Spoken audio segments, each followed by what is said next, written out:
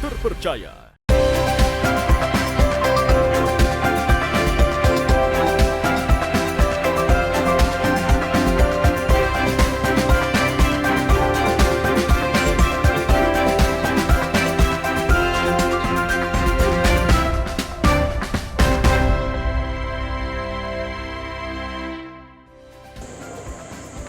Halo, selamat pagi saudara. Senang sekali saya Winda Anggraini dapat kembali menjumpai Anda di program inspiratif Sapa Sulsel di Kompas TV Independen Terpercaya.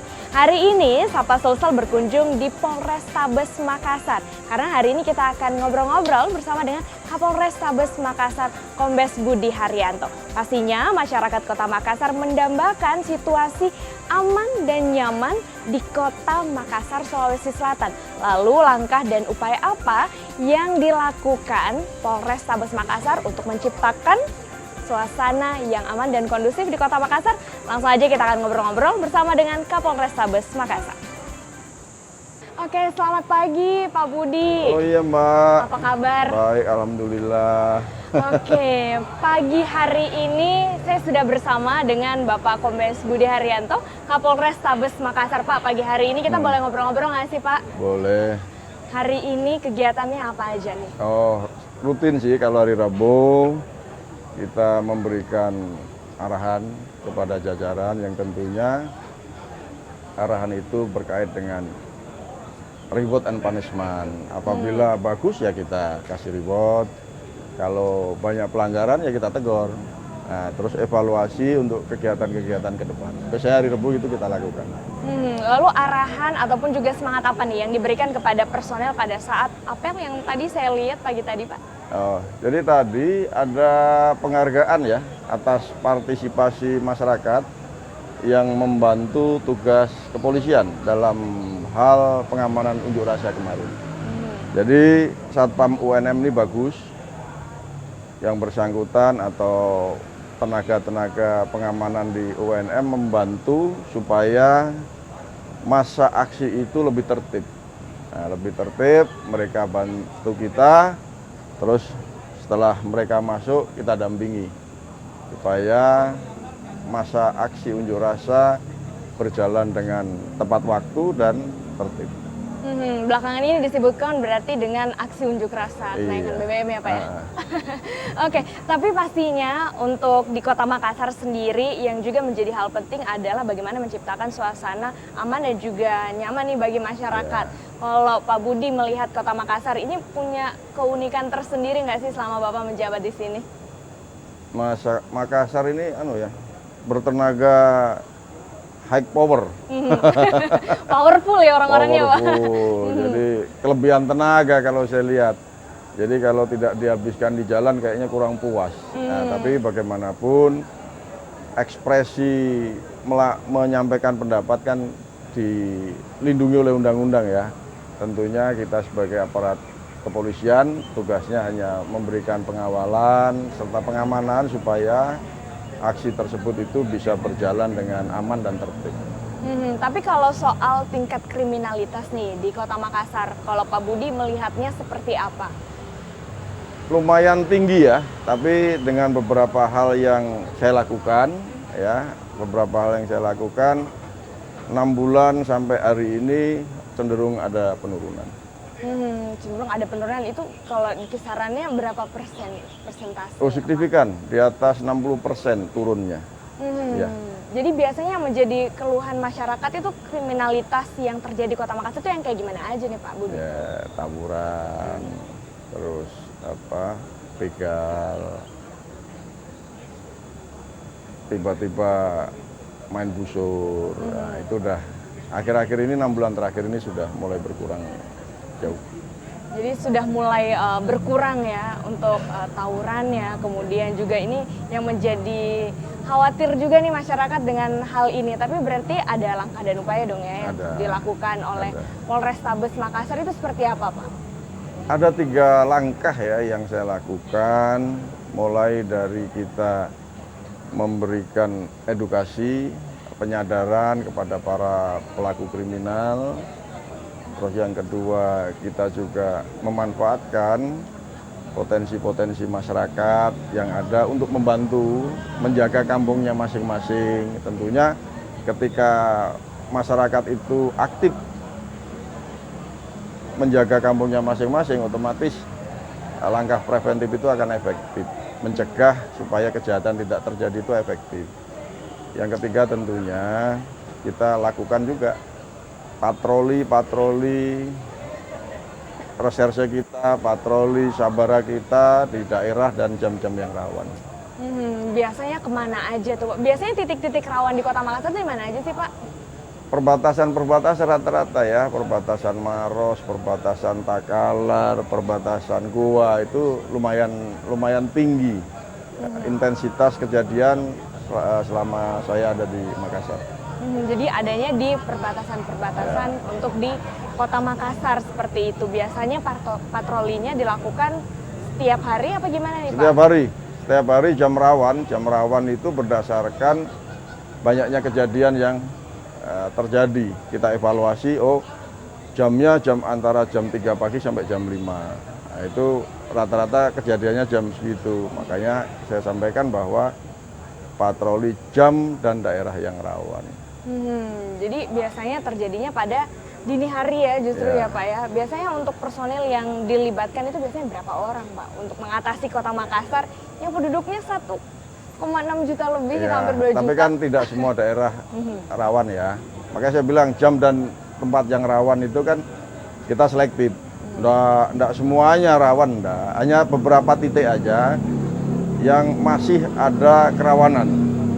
Nah, tentunya kita ketika melihat hal tersebut kan punya kiat ya, punya usaha, punya upaya untuk bagaimana di daerah tersebut, di jam tersebut tidak rawan lagi. Jadi sudah ada upaya yang kemudian dilakukan, mungkin ada sosialisasi juga mungkin atau edukasi yang dilakukan kepada masyarakat agar tidak terjadi tingkat kriminalitas gitu Pak? Edukasi tetap kita lakukan, yaitu para Kapolsek membangun hubungan dengan masyarakatnya. Di daerah-daerah rawan itu harus segera dibentuk pos-pos Kamtipmas. Pos Kamtipmas itu tidak harus berupa gedung ya, tidak harus berupa bangunan, tapi yang penting di situ ada meja, ada kursi, ada manusianya. Jaga kampung sendiri. Harus bisa menjaga kampung sendiri seperti itu. Tapi apa nih yang kemudian perlu dievaluasi mungkin dari hal yang sudah dilakukan ketika tingkat kriminalitasnya mungkin masih ada beberapa yang terjadi gitu Pak? Ya berarti belum maksimal. Dalam hal masyarakat ikut berperan aktif belum maksimal, harus kita maksimalkan lagi. Saya yakin kok ketika masyarakat sama anggota TNI Polri ini berkolaborasi, saya yakin Kota Makassar pasti aman. Oke, jadi yang penting adalah bagaimana untuk semuanya bisa berkolaborasi untuk menciptakan Kota Makassar yang aman dan juga nyaman nih. Nah, habis ini Pak Budi boleh nggak nih kita main ke ruangan Bapak, pengen lihat gimana di sana? Boleh.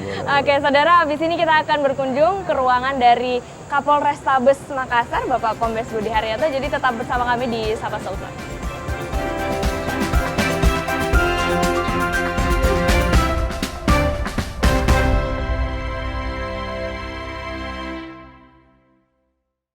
Sambut era TV digital bersama Kompas TV.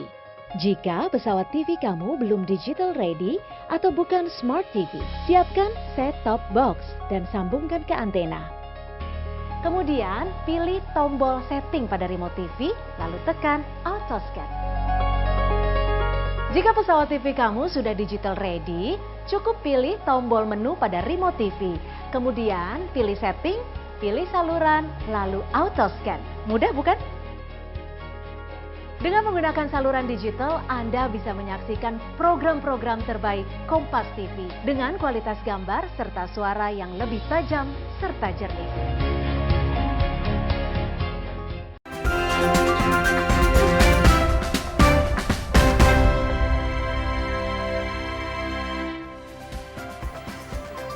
Terima kasih Anda masih bersama kami di Sapa Sulsel, saudara. Nah, sekarang saya sudah berada di ruang kerja dari seorang Kapolrestabes Makassar, Bapak Kombes Budi Haryanto. Terima kasih ya Pak, saya sudah diajak ke ruangannya.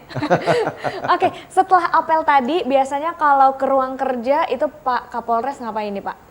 Biasanya setelah apel itu kami kumpulkan seluruh perwira, khususnya para kabak, para kapolsek, para kasat untuk menyampaikan apa-apa yang harus diatensi dan segera dilakukan. Biasanya seperti itu. Cuman karena kena todong ya tadi para perwira kumpul di luar. Oke, ini waktunya untuk Kompas TV nih sekarang ya Pak ya. Kita siapkan untuk Kompas TV. Biasanya seorang Kapolrestabes itu di ruangan apa keluar kemana-mana gitu Pak?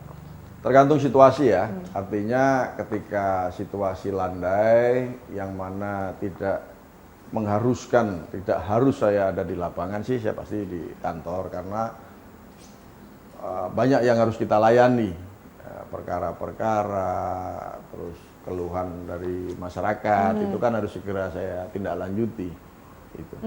Nah tadi ngomong-ngomong soal tindak kriminalitas yang kemudian terjadi di Makassar, kan ini udah ada beberapa langkah dan upaya yang sudah dilakukan Pak. Katanya ini ada program lomba Kamtipmas juga ya Pak, itu kayak gimana? Ya, jadi begini, lomba Kamtipmas itu salah satu program kerja saya atau upaya yang saya lakukan untuk supaya Makassar ini lebih aman, lebih tertib, lebih kondusif.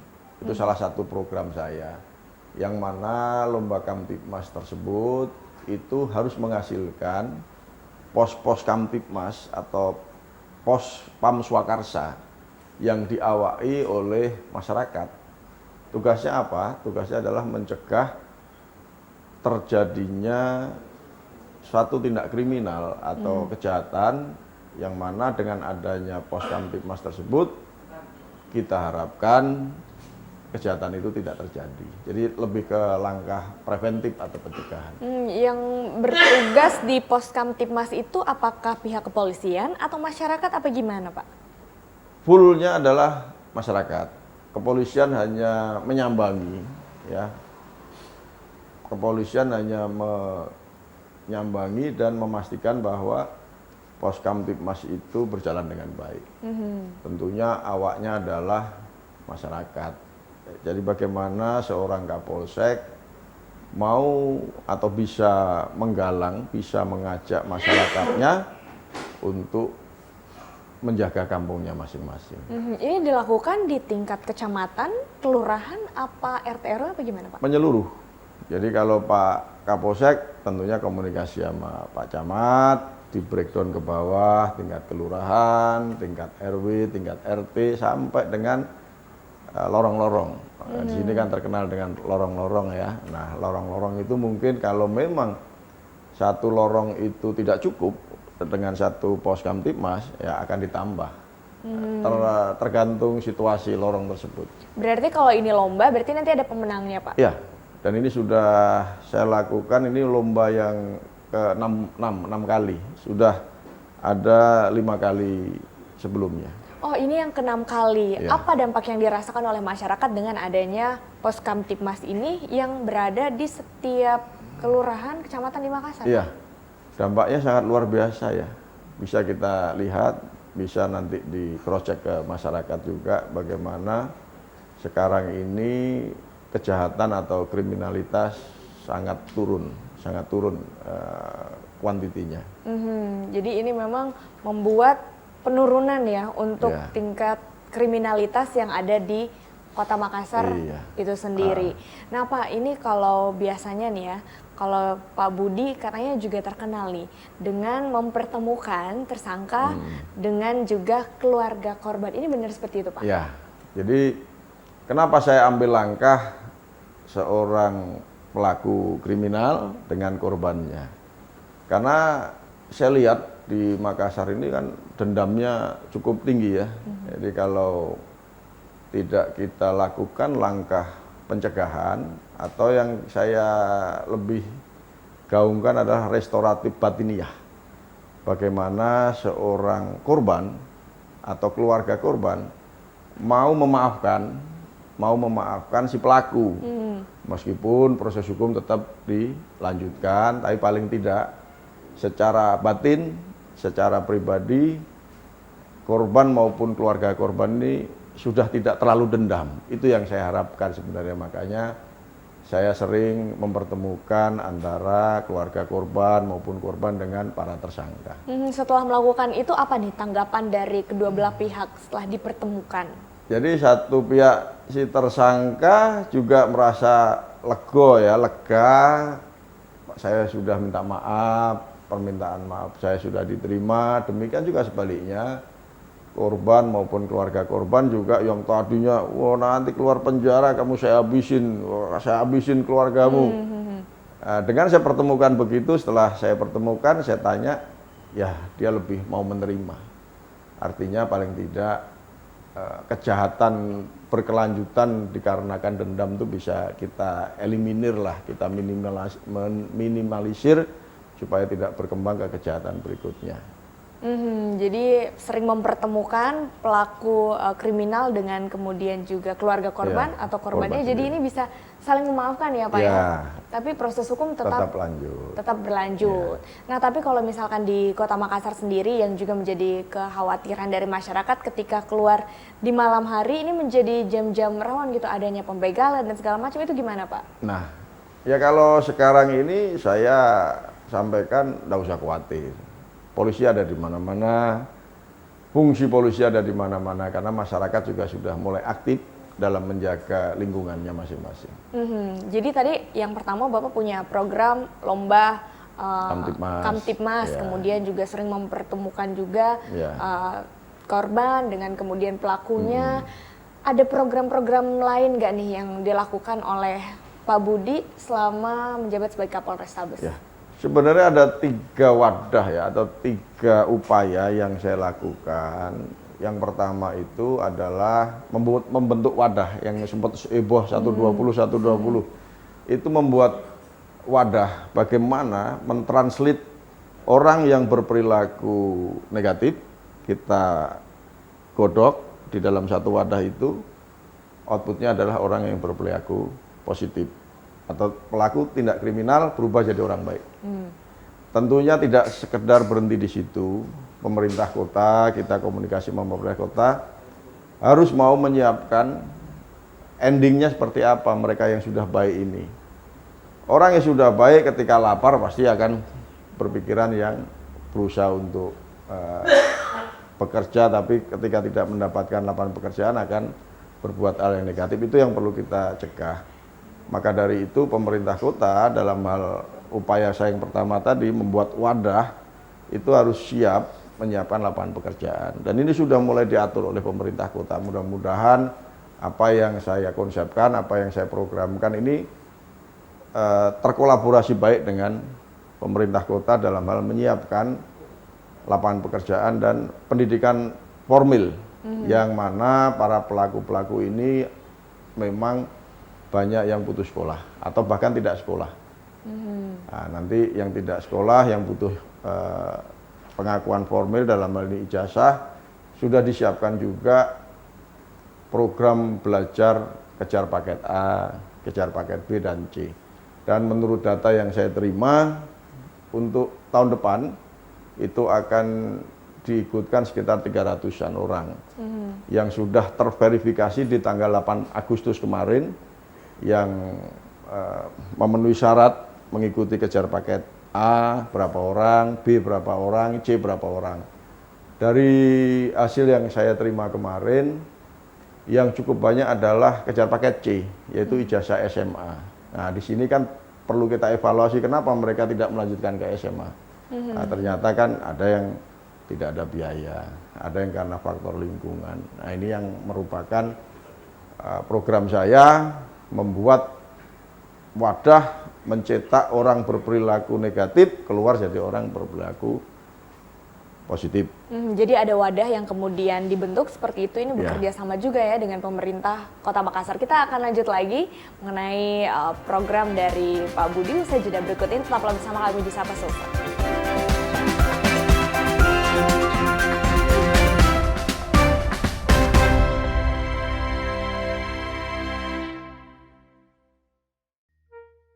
Kok gambarnya gini sih? Mami! Kenapa?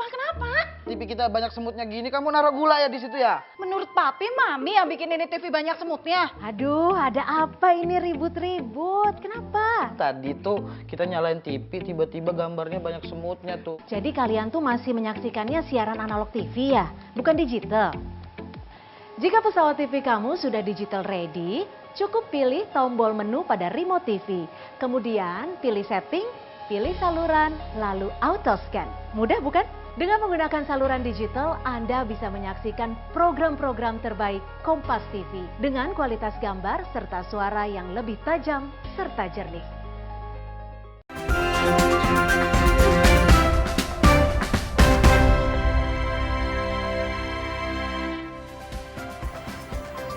Ada masih bersama kami di Sapa Sulsel di Kompas TV Independen Terpercaya. Saya masih bersama dengan Kapolres Tabes Makassar, Bapak Kombes Budi Haryanto. Tadi Bapak mengatakan bahwa Bapak ini membentuk sebuah wadah gitu ya untuk orang-orang atau mungkin ex-pelaku kriminal gitu untuk bisa menjadi lebih baik lagi.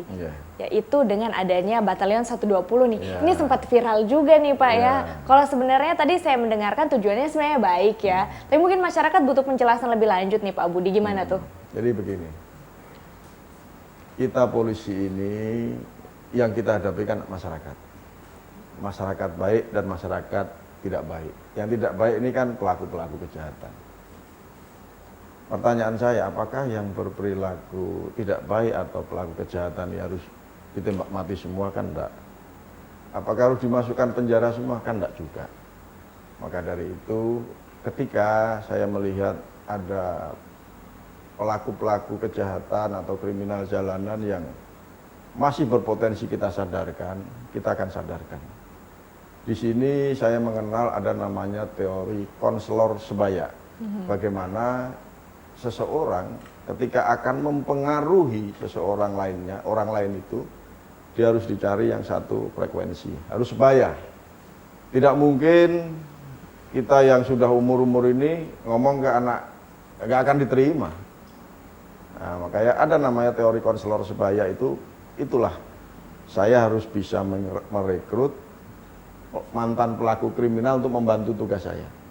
Untuk mempengaruhi pelaku-pelaku kriminal yang masih di jalanan atau bahkan yang sudah sadar tapi masih kebingungan saya harus berbuat apa, itulah yang saya maksud wadah tersebut.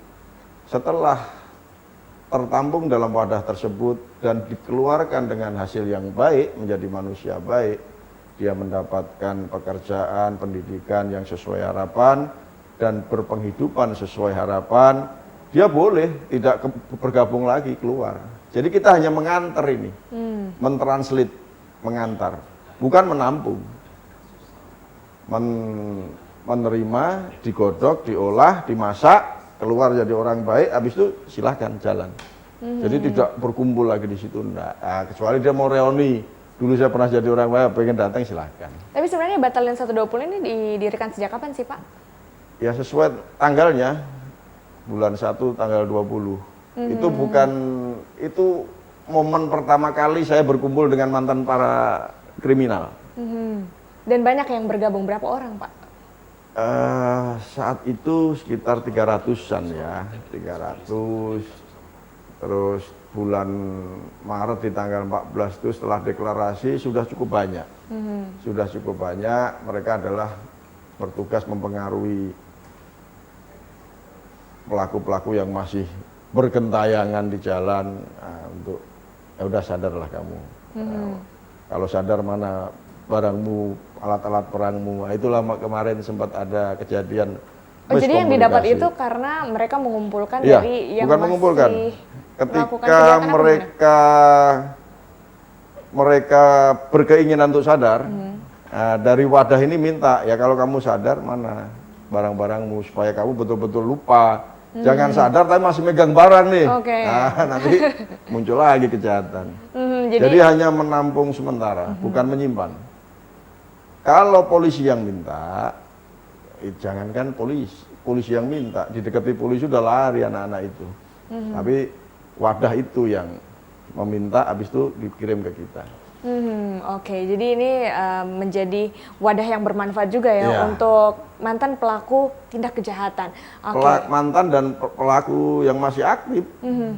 Pelaku yang masih aktif kita pengaruhi supaya sadar. Dan dampaknya positif nih untuk mereka, Pak. Sangat luar biasa ya. Jadi 3 upaya yang saya lakukan yaitu membuat wadah, terus Poskamtibmas membangkitkan, mengajak masyarakat untuk aktif menjaga kampungnya masing-masing, dan yang ketiga adalah patroli di daerah rawan dan jam rawan. Nah, itu saya lakukan dan ternyata efektif sekali. Jadi sudah beberapa langkah dan upaya yang sudah dilakukan oleh Kapolrestabes Makassar untuk menciptakan suasana aman dan juga kondusif di Kota Makassar, Sulawesi Selatan. Nah, sebagai Kapolrestabes Makassar, pastinya juga ini sebagai pihak kepolisian juga harus mendapatkan kepercayaan oleh masyarakat ya. Karena kasus belakangan ini utamanya juga kasus Sambo, kemudian ini juga akhirnya membuat masyarakat katanya turun nih kepercayaannya. Itu gimana nih kalau dari Polrestabes Makassar menyikapi hal ini agar masyarakat tetap percaya gitu sama polisi dan tetap menjaga integritasnya gitu, gimana Pak? Jadi gini, sebelum ada kasus yang viral di Mabes ya, saya sudah bermain di sini dalam hal merebut simpati masyarakat. Saya setiap melakukan pengarahan ke anggota, tadi mungkin sama-sama didengar ya, polisi itu sama dengan masyarakat, yang membedakan adalah tugas dan tanggung jawabnya. Nah, maka daripada itu polisi jangan pernah arogan, jangan pernah juga polisi itu berbuat kasar terhadap masyarakat. Nah, ketika polisi sudah melakukan hal tersebut, maka masyarakat mau membantu kita. Nah, indikasinya kan sekarang banyak masyarakat yang membantu tugas-tugas kita, khususnya dalam Harkamtibmas. Nah, saya rasa sih tidak masalah buat kami ada kejadian tersebut. Yang penting internal kami di Polrestabes Makassar ini terus kita gelurakan polisi sebagai pelindung masyarakat. Terakhir nih Pak, apa pesan yang ingin disampaikan kepada masyarakat, khususnya juga mungkin bagaimana agar situasi di Makassar ini tetap aman dan nyaman, atau mungkin ada pesan untuk para pelaku tindak kejahatan ataupun juga mantan para pelaku tindak kejahatan, silakan. Oke. Kalau untuk seluruh lapisan masyarakat, tentunya saya sebagai Kapolrestabes Makassar berharap dengan amat sangat bahwa peran serta dari masyarakat itu sangat luar biasa dampaknya untuk menjaga Harkamtibmas. Sangat luar biasa. Tanpa adanya bantuan dan kerjasama yang baik aparat keamanan dalam hal ini TNI dan Polri dengan masyarakat, mustahil keamanan ini akan tercapai dengan maksimal. Lanjut untuk para pelaku kejahatan atau kriminal, segera sadarlah. Tidak baik kita terus melakukan tindak kriminal. Kita punya masa depan yang lebih baik. Kita sudah siapkan wadah, ayo sama-sama kita bergabung, sama-sama kita ciptakan Makassar menjadi kota yang aman. Baik, terima kasih Bapak Kombes Budi Haryanto, Kapolrestabes Makassar atas waktunya pada hari ini. Sukses selalu Sama-sama. Pak, dan pastinya kita berharap bahwa kondisi Makassar ini bisa selalu aman dan nyaman untuk warga kota Makassar. Tindak kejahatan ataupun juga tindak kriminalitas menurun ya, atau bahkan mungkin kita bisa benar-benar aman ya seperti itu. Terima kasih Pak Budi atas waktunya. Saya Winda Anggraini, mewakili seluruh kerabat kerja yang bertugas, pamit undur diri. Dan jangan lupa untuk selalu menjaga kesehatan Anda, dan juga jangan lupa untuk selalu menerapkan protokol kesehatan dimanapun Anda berada. Terima kasih dan sampai jumpa.